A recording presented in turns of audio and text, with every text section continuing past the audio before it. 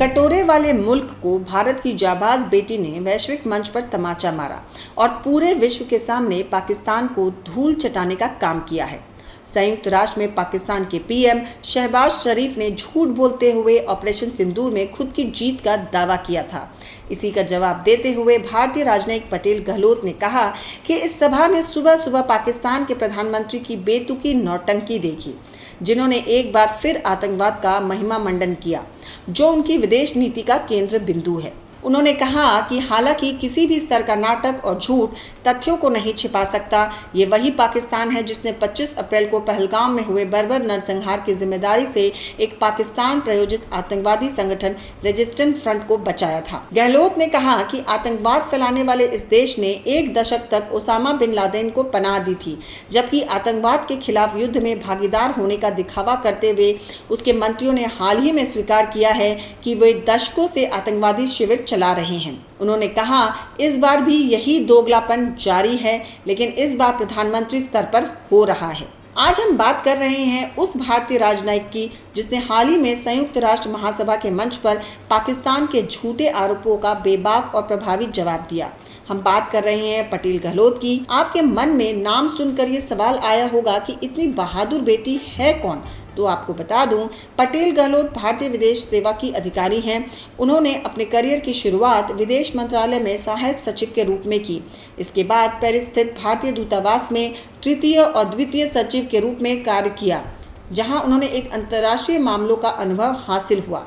वर्तमान में वो अमेरिका के सैन फ्रांसिस्को स्थित भारतीय वाणिज्य दूतावास में काउंसिल के पद पर काम कर रही हैं। हर नियुक्ति के साथ उनके अनुभव और दृष्टिकोण में परिपक्वता आई और वे एक मजबूत और सजग कूटनीतिक के रूप में उभरी। संयुक्त राष्ट्र महासभा के मंच पर जब पाकिस्तान ने एक बार फिर भारत के खिलाफ आरोप लगाए, तब पटेल गहलोत ने स्पष्ट और तथ्यों के साथ जवाब दिया।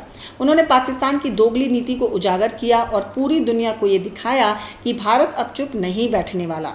पटेल ने पाकिस्तान के आतंकवाद को बढ़ावा देने वाले कार्य, अल्पसंख्यकों के उत्पीड़न और मानव अधिकारों के उल्लंघन को बेनकाब किया।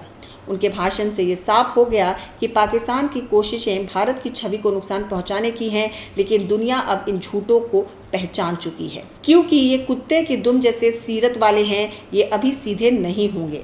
पटेल ने न केवल पाकिस्तान के आरोपों का खंडन किया, बल्कि उन्होंने ये भी बताया कि भारत हमेशा शांति और सहयोग का समर्थक रहा है।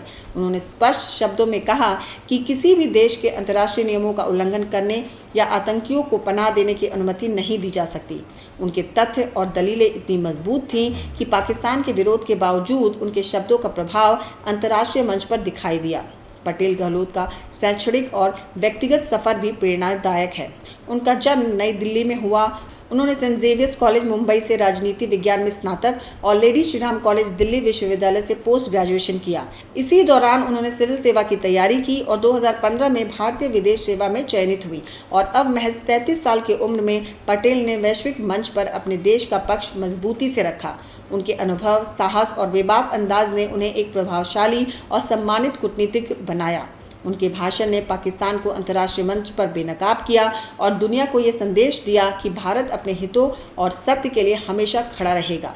पटेल गहलोत ने यूएन में अपने भाषण के जरिए भारत का मान एक बार और बढ़ाया और साबित कर दिया कि हमारे देश के पास ऐसे युवा और सक्षम कूटनीतिज्ञ हैं जो तथ्य और साहस के साथ देश का पक्ष रख रहे हैं और भारत हमेशा ही वसुधैव कुटुंबकम की नीति पर चलते हुए सभी को परिवार मानता है, लेकिन पाकिस्तान हमेशा अपनी नापाक हरकतों के कारण मुंह की खाता है।